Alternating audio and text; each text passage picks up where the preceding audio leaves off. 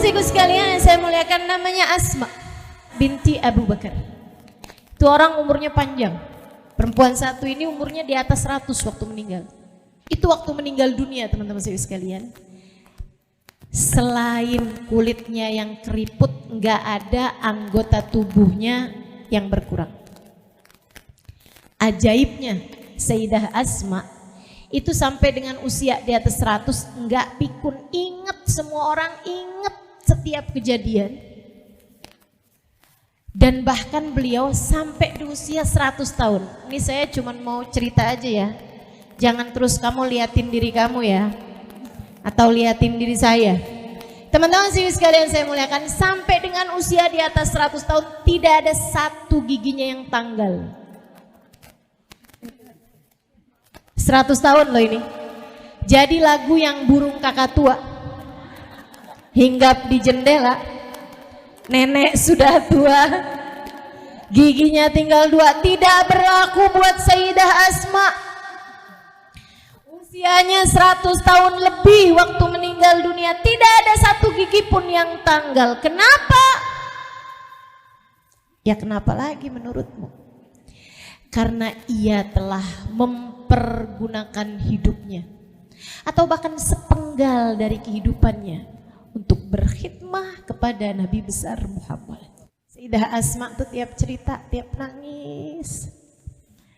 Udah jauh di masanya Nabi Muhammad lewat, masanya Sayyidina Abu Bakar lewat, masanya Sayyidina Umar lewat, Sayyidina Utsman lewat, Sayyidina Ali lewat, masanya Sayyidina Husain, masanya Muawiyah.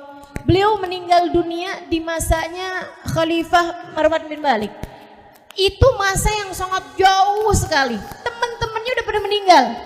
Sayyidah Asma nih tua sendirian, yang lain-lain udah pada meninggal semuanya. Adiknya Sayyidah Aisyah dengan segala keceriaannya sudah meninggal dunia. Ibunya Rumman, kemudian ayahnya Sayyidina Abu Bakar, suaminya Zubair bin Awam. Semua orang-orang yang beliau cintai udah meninggal dunia, dan terutamanya yang beliau sangat cintai, Sayyiduna Muhammad sallallahu alaihi wasallam. Pernah satu waktu Sayyidah Asma itu melakukan sesuatu hal buat Nabi Muhammad. Apa itu? Nganterin makanan. Kapan? Saat Nabi Muhammad bersembunyi di dalam gua Hiro, mulu tahunya. Ini kalau ujian nih salah semua, kagak naik kelas nih. Gua Thur. Refleks ya kalau disebut gua, ada bayangan Hiro aja gitu. Saudara sekalian yang saya muliakan, waktu Nabi Muhammad bersembunyi di Gua Thur, ini Sayyidah Asma malam hari itu diinget tuh, ingat banget. Sering banget dia ulang-ulang cerita itu kepada generasi demi generasi. Setiap kali ada perempuan-perempuan duduk-duduk bersama dengan beliau cerita, aduh kangennya Nabi Muhammad.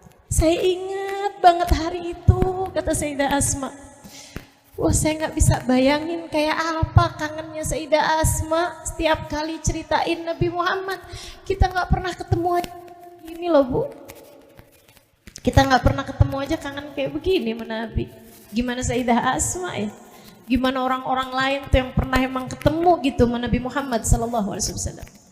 Teman-teman sekalian yang saya muliakan, kata Sayyidah Asma malam hari itu, ayah saya tuh didatengin Nabi Muhammad. Setelah sebelumnya tuh berulang-ulang kali ayah saya minta berangkat hijrah ke Madinah, tapi sama Nabi Muhammad ditahanin, jangan dulu dah Abu Bakar, jangan dulu, tar aja. Rasul ada rombongan nih mau berangkat hijrah ke Madinah, ntar ya Abu Bakar, kamu ntar aja. Sampai satu waktu Sayyidina Abu Bakar bilang, Rasul nanti malam nih Umar berangkat hijrah, boleh nggak saya ikutan? Nabi Muhammad bilang, tunggu Abu Bakar, la'allallah yaj'al laka sahiba, semoga Allah akan berikan kepada kamu kawan yang lebih baik. Sayyidina Abu Bakar begitu dibilang kayak begitu, oh baik Rasul.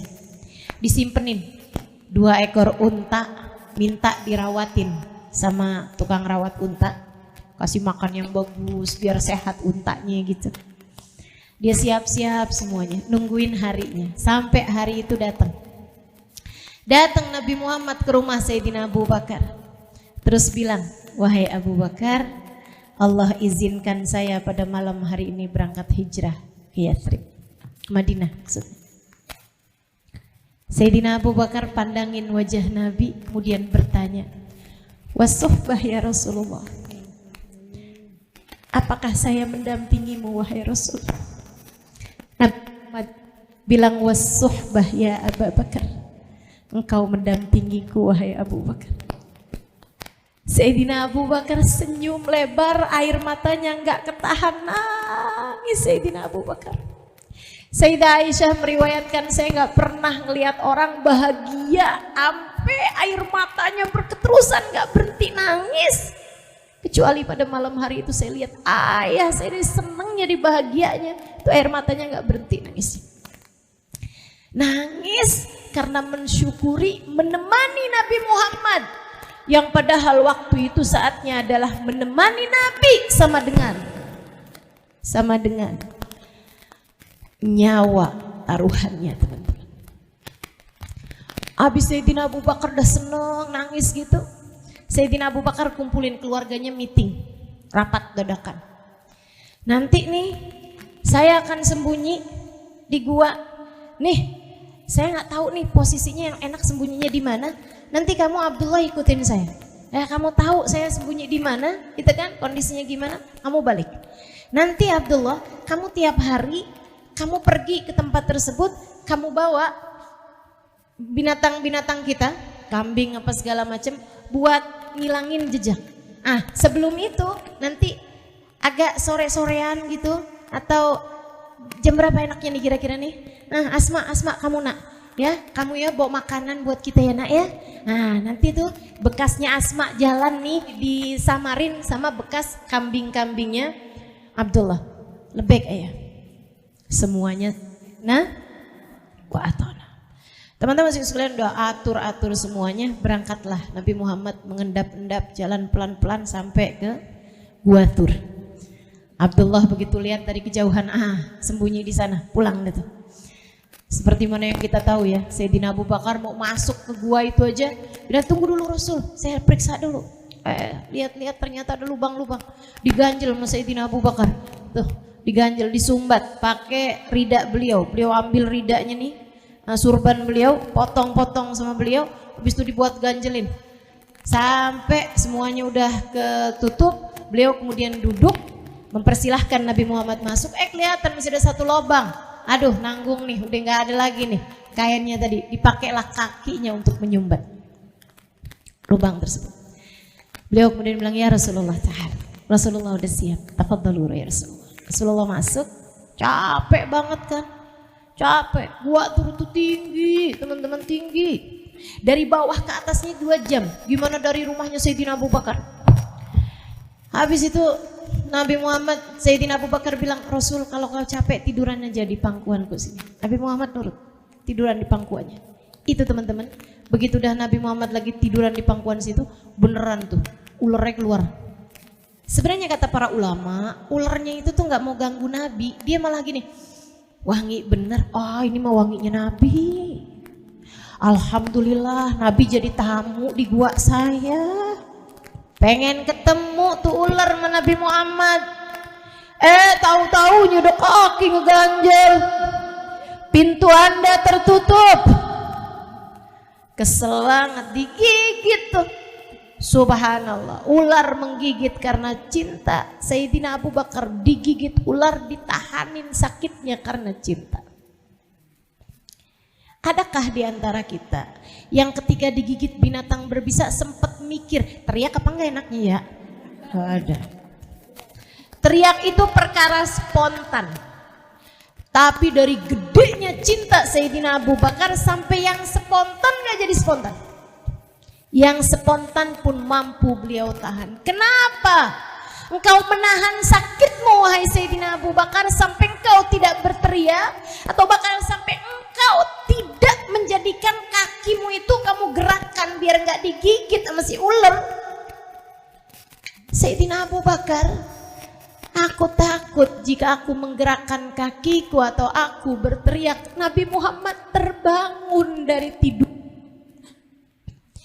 Cinta model apa itu yang sampai rela mati digigit ular berbisa hanya agar tidurnya sang kekasih tidak terganggu? Ini cinta kelas langit ketujuh sih menurut saya. Ini cinta yang luar biasa tingginya teman-teman. Kita sih kayak gimana cintanya sama Nabi? Lapar aja, ngantuk tidur aja, bukan begitu? Capek istirahat aja gitu. Kita model cinta kaleng-kaleng mah ini yang dipunya sama mereka-mereka ini baru namanya cinta yang enggak kaleng-kaleng. Saudaraku sekalian yang saya muliakan, besokannya beneran, malam hari itu, selain Sayyidina Ali tidur di tempat tidurnya Nabi, ini orang dengan cinta yang gak kaleng-kaleng semuanya nih. Sayyidina Ali tidur di tempat tidurnya Nabi, selimutan pakai selimut Nabi, suruh tutupin sampai ke kepalanya teman-teman. Biar orang ngirain kalau Nabi Muhammad masih lagi tidur gitu. Habis itu pagi-pagi mereka tahu bahwasanya Nabi Muhammad ternyata udah jalan, disamperin dong rumahnya Sayyidina Abu Bakar. Tanyain, di mana Muhammad? Di mana bapak kamu Abu Bakar? Semuanya bilang saya nggak tahu. Abu Jahal deketin Asma, yang saya lagi cerita, perempuan. Abu Jahal itu badannya gede teman-teman, mukanya ganteng. Nah ini biasanya agak tekanan buat perempuan-perempuan, makanya saya harus tekankan ini. Biasanya perempuan tuh kalau misalnya gede doang gitu kan, wah berani dah saya ngadepin, ganteng. Langsung suka rada meleleh kalau ketemu orang ganteng ya.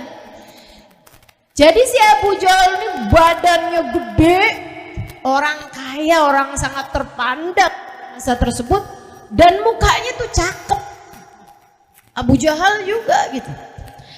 Nah ini Abu Jahal deketin Asma, kemudian nanya, Aina Muhammad wa Abu Bakar ya Asma?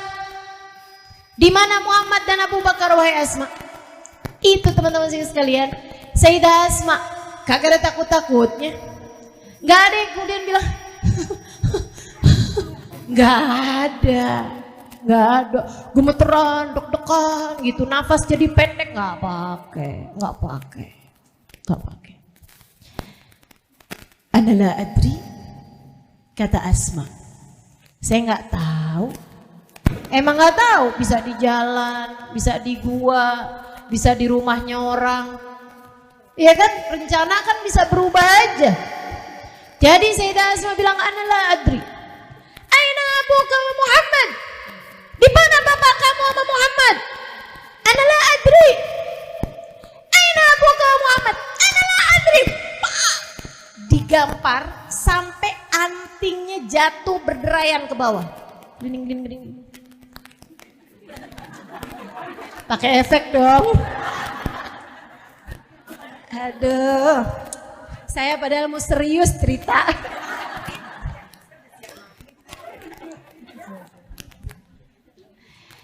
Tuh teman-teman saudaraku sekalian, telinganya pernah digampar karena Nabi Muhammad. Apa hasilnya? Sampai dengan usia di atas 100 tahun telinganya tak pernah berkurang pendengarannya. Digampar sakitnya berapa menit sakitnya. Akan tetapi hasilnya dari gamparan karena Nabi Muhammad. Sampai dengan usia di atas 100 tahun telinganya tidak pernah berkurang pendengarannya. Jadi ini lagi ngasih apa lagi dikasih sebenarnya. Sama Nabi tuh gitu. Kamu ngasih permen dikasihnya mobil. Teman-teman. Saudara sekalian saya muliakan. Akhirnya besoknya seperti yang udah dirapiin sama ayahnya Sayyidina Abu Bakar. Sayyidina Abu Bakar sembunyi di gua Thur sama Nabi Muhammad alaihissalam. Kemudian Abdullah tuh bawain kambing-kambingnya kayak mau gembalain, padahal ngasih kabar berita tentang orang Quraisy. Jadi nyelip ke gua, kemudian ngasih kabar berita sama Sayyidina Abu Bakar sama Rasulullah, kemudian keluar lagi digembalain kambingnya. Nah, Asma di antara waktu tersebut berangkat bawain makanan. Makanannya dibikinin sama Ruman, teman-teman sekalian, sama Sayyidah Asma juga. Makanya itu salah satu sebab kenapa giginya nggak pernah tanggal. Bikinin makanan buat Nabi Muhammad. Giginya dipakai, nyobain makanannya pas apa enggak buat Nabi Muhammad. Sepanjang hidup sampai di usia di atas 100 tahun giginya nggak ada yang tanggal. Masya Allah. Lagi ngasih apalagi dikasih, lagi dikasih. Teman-teman saudaraku sekalian, berangkat nih bawa nih 2 tempat tadi itu. Saudaraku sekalian, akhirnya di kerepotan bawa 2 tempat, kagak bawa iketan nih, lupa. Buru-buru kali, biasa kan urusannya cewek-cewek ini suka panik kan. Kalau ngelihat saya aja suka panik pengen salaman. Sekalian curhat nih saya. Kenapa sih Bu mesti begitu? Ayo nih. Kenapa mesti begitu? Jangan dong, saya sampai merasa gitu. Kayak semut. Semut kalau ketemu kan salaman mulu ya. Padahal sering saya bilangin tuh, semut tuh kalau ketemu nggak lagi ngapain? Lagi kaget, lah kok mirip. Ketemu lagi lah kok mirip gitu. Jadi nggak usah lah ya, nggak usah kayak gitu. Biasa-biasa aja, biasa-biasa aja. Teman-teman saudaraku sekalian yang saya muliakan, nih panik gitu kan Sayyidah Asma sampai lupa bawa iketan. Di jalan baru berasa ribet banget nih, bawa panci 2 tapi nggak ada iketannya gitu. Repot banget nih, gimana ya? Beliau kemudian melepaskan sabuknya.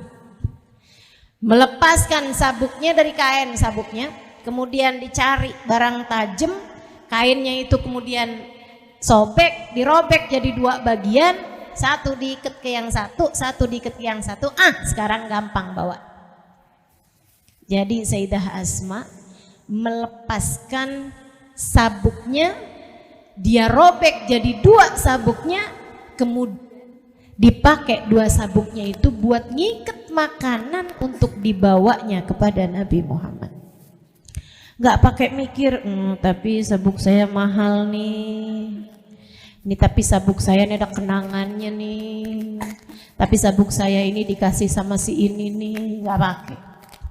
Buat Nabi Muhammad. Jangankan sabuk, nyawa andai diperlukan, mereka pun dengan sukarela memberikannya. Sampai kemudian dengan susah payah nyampe juga ke gua. Kasihin pada Nabi Muhammad, ditatain di hadapan ayahandanya sama Nabi Muhammad alaihissalam. Nabi begitu ngelihat Sayyidah Asma ngelepas-lepasin sabuknya, yang udah nggak bisa dibikin sabuk lagi, orang udah robek, gitu ya. Nabi lihat, apa tuh Asma? Sabuk saya ya Rasulullah. Kenapa gitu? Lupa bawa iketan. Susah bawanya ternyata. Jadi udah aja saya robek sabuk saya Rasul buat ngiketin makanan ini. Lagi ngasih sama Nabi Muhammad. Tapi dengerin nih yang dikasih sama Nabi Muhammad. Nabi Muhammad langsung angkat tangannya. Kemudian berkata, "Ya Allah, gantikanlah untuk Asma 2 sabuk paling indah di surga." Gantikan untuk Asma 2 sabuk paling indah di surga.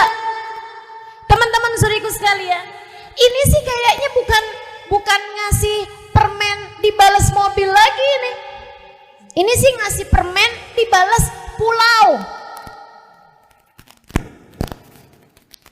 Luar biasa, gantinya nggak sepadan. Sabuk berapa harganya?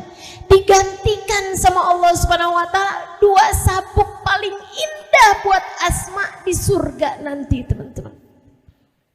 Kalau kamu dan saya beruntung, kita akan lihat nanti seperti apa 2 sabuknya Sayyidah Asma, hasil doa Nabi Muhammad sallallahu alaihi wasallam. Apapun yang kamu berikan buat Nabi Muhammad, pada hakikatnya kamu tidak sedang memberi, akan tetapi sedang diberi. Maka jangan pernah hitung-hitungan sama Nabi Muhammad. Jangan pernah hitung-hitungan sama Nabi Muhammad. Jangan pernah main hitung-hitungan sama Nabi Muhammad. Pantes gak pantes. Apalagi kalau kamu modelannya kayak begini nih, saya baca sholawat buat Nabi Muhammad biar rezeki saya lancar. Itu mah kamu bukan lagi ngasih, tapi kamu lagi minta. Kemudian kamu merasa bahwa kamu telah banyak berkorban kepada Nabi Muhammad. Gak ada. Boleh nggak tuh Ustazah? Bolehnya mah boleh-boleh aja teman-teman. Nabi manusia dermawan. Tapi itu namanya kamu bukan sedang melakukan sesuatu untuk Nabi, akan kamu sedang memanfaatkan Nabi untukmu. Kan begitu? Gitu ya? Boleh. Ada sholawat yang kamu baca di saat kamu sakit biar cepat sehat. Boleh, boleh. Silakan aja.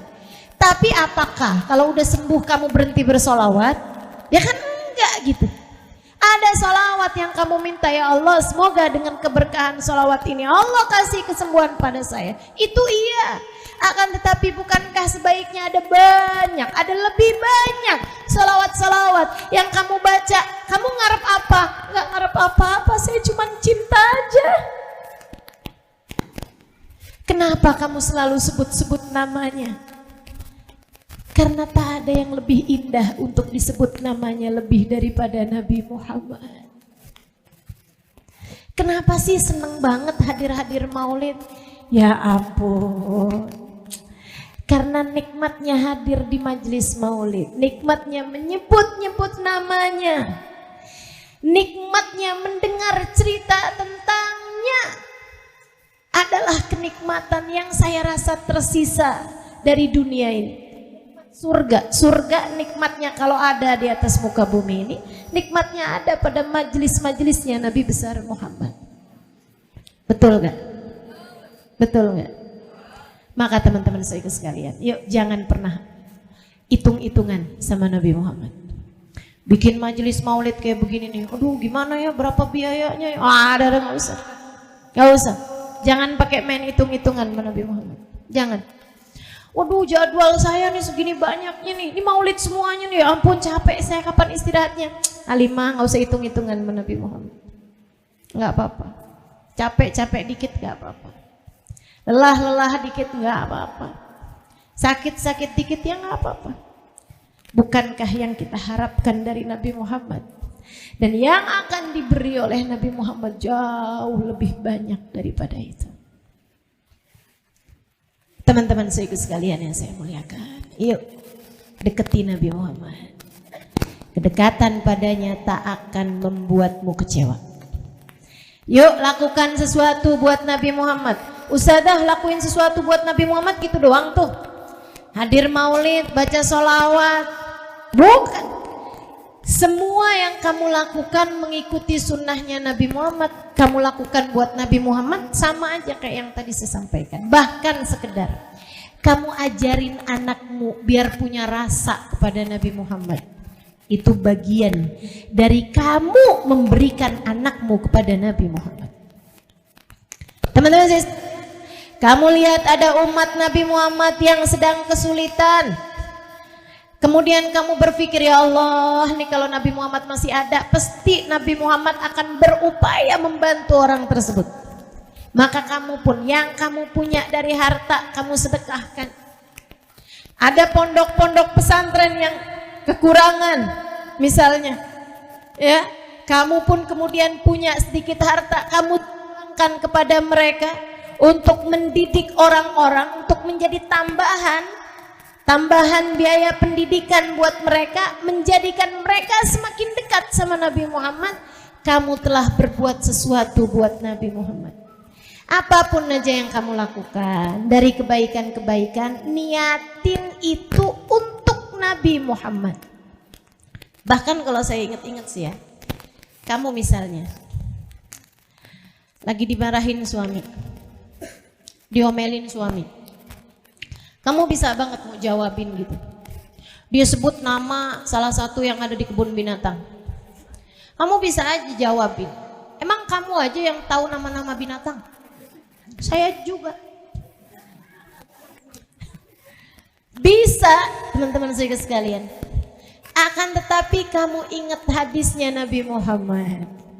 Kalau ada perempuan sholatnya benar, puasanya benar, dia taat, dia baik, dia hormat, dia rapi sama suaminya, sampai dia meninggal dunia dalam keadaan suaminya ridho kepadanya, maka nanti lihat, dia boleh pilih mau masuk surga dari pintu manapun yang dia inginkan.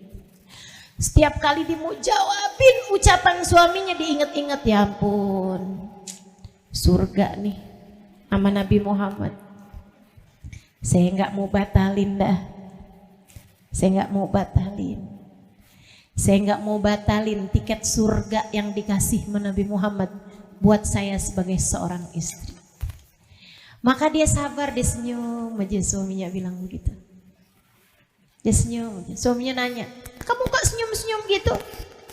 Senang jadi istri kamu, Bang. Kamu tuh, Bang, lagi baik, lagi marah, tetep aja cakep. Bisa nggak begitu ya? Ini saya ngomong doang nih. Masya Allah, sambil minta kepada Allah buat bisa ngamalinnya. Sehingga sekalian yang saya muliakan, itu artinya kamu menahan diri untuk Nabi Muhammad. Karena bagaimanapun teman-teman, kalau saya pikirin ya, kita kan harapannya ini satu nih, pada ujungnya bisa digiring di belakang Nabi Muhammad, bisa masuk dalam rombongan Nabi Muhammad. Tapi kalau saya pikir-pikir gitu, emang mau Nabi Muhammad di belakangnya ada istri-istri tukang ngomel gitu? Pantas gak kira-kira? Gak pantas. Ada emak-emak yang tukang marah-marah sama anaknya gitu, emang pantas gitu? Gak pantas. Ada orang ninggalin sholat gitu, pantas emang? Gak pantas. Ada cewek-cewek yang suka genit melaki-laki, pantas gak kira-kira ada di belakang Nabi Muhammad? Gak pantas.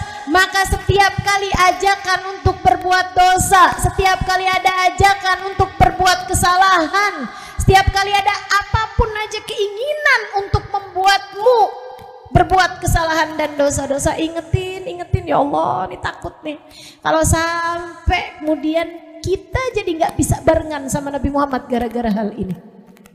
Maka kita sabar ninggalin dosa karena kita kepengen barengan sama Nabi Muhammad. Pada setiap kesabaranmu nanti akan dibayar sama Nabi Muhammad dengan berlipat ganda. Dan kita berharap bayaran kita adalah kebersamaan dengan baginda Nabi besar Muhammad sallallahu alaihi wa ala alihi wa sahbihi wasallam. Allahumma rabbana taqabbal minna innaka antas samiul alim, tub alaina innaka antat tawwabur rahim. Da'wahum fiha subhanakallahumma wa tahiyyatuhum fiha salam. Akhiru da'wana anil hamdulillahi rabbil Fatihah bil qabul ta'mi kulli sul wa ila hadrat rasul al-Fatihah. Alhamdulillah rabbil alamin arrahmanir rahim maliki yaumiddin. Iyyaka na'budu wa iyyaka nasta'in ihdinas siratal mustaqim siratal ladzina an'amta 'alaihim ghairil maghdubi 'alaihim waladdallin amin.